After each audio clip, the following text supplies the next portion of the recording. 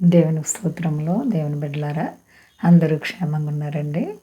ఎన్ని మార్లు మన దేవుని గనపరిచినా ఇంకా మనం రుణస్థులమే. మన బ్రతుకుల్లో చెప్పలేని మేలు చేస్తూ మనల్ని ఆశీర్వదిస్తున్నారు. ఆయనకే మహిమ. అంతా క్షేమంగా ఉన్నారండి. ఈరోజు దేవుని వాగ్దానం సామెతలు గ్రంథము 9వ అధ్యాయము 11వ వచనం.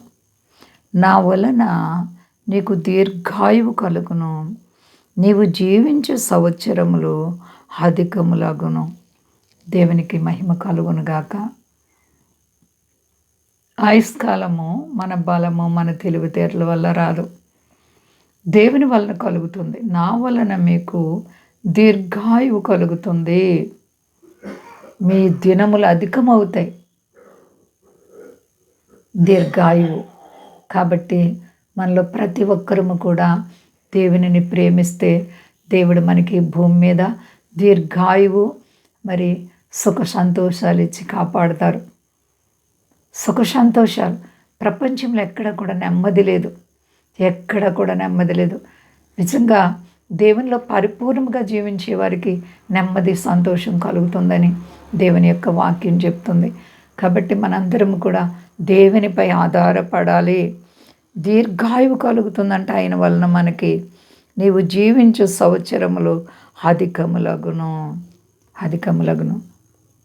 హిజ్కియా భయంకరమైనటువంటి మరణ స్థితిలో ఉన్నప్పుడు యెషయా వచ్చి నీవు మరణమైపోతావు, నీ ఇల్లు చక్కబెట్టుకోమన్నప్పుడు గోడ తట్టుకు తిరిగి కన్నీటితో ప్రార్థన చేసి పశ్చాత్తాపడి అయ్యా ఒక్కసారి నన్ను కృప జ్ఞాపకం చేసుకోమని ప్రార్థించినప్పుడు దేవుడు అతని ప్రార్థన ఆలకించి ఆయన కన్నీళ్లు తుడిచి 15 సంవత్సరాలు ఆయుష్కాలాన్ని దేవుడు ఇచ్చారు హిజ్కియాకి.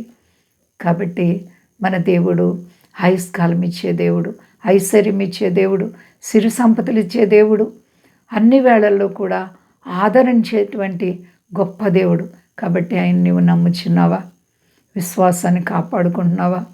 దేవునిపై ఆధారపడుచున్నావా? నీకు ఆయుష్ కావాలంటే దేవుని అడుగు, దేవుడు నీకు ఆయుష్కాలం ఇస్తారు. చిన్న చిన్న బలహీనతలను పట్టించుకోకండి. ఈ లోకంలో మానవ మాతులం. మరి పౌలు గారికి చాలా భక్తిపరుడైనటువంటి పౌలు గారికి ఒక బలహీనత వచ్చిందంట. ఆయనకి చాలా బలహీనత కలిగి ఆ యొక్క బలహీనత కొరకై దేవుని సన్నిధిలో ప్రార్థన చేశారంట. ముమ్మారు ప్రార్థన చేస్తే దేవుడు అన్నారు, నా కుమారుడా నీవు భయపడకు, నా కృప నీకు చాలు, దేవుని కృప చాలు. కాబట్టి ఒకవేళ చిన్న చిన్న సమస్యలు, బాధలు, బలహీనతలు, కష్టాలు వస్తే వాటి వైపు చూడకండి, యేసు వైపు చూడండి, నిరీక్షణ కాపాడుకోండి. ప్రతి కీడు నుంచి తప్పించే దేవుడు. భయపడకండి. అంతా క్షేమంగా ఉన్నారండి. ప్రార్థించుకుందాం.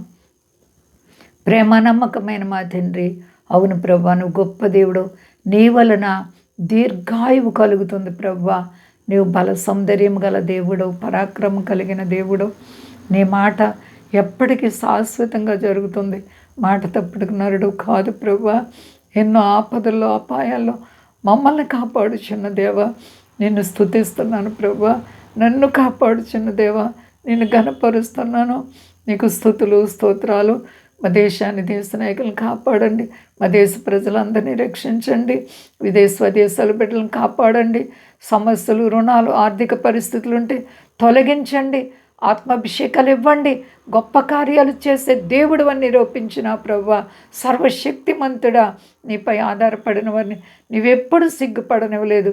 నీవే ప్రతి బిడ్డలకు తోడుగా ఉండి, సహాయంగా ఉండి, ఇడువక ఎడబాయక కుడి చేపట్టుకు నడిపించి మహిమ పొందు శక్తి గలేసేనామని అడుగుచున్నాను తండ్రి. ఆమేన్. అందరికీ వందనాలండి. మా కొరకు పరిచయ కొరకు అందరూ ప్రార్థించండి. ప్రభువారు మిమ్ములను, మీ బిడ్డలు, మీ కుటుంబాలను దీవించి ఆశీర్వదించును గాక. ఆమేన్.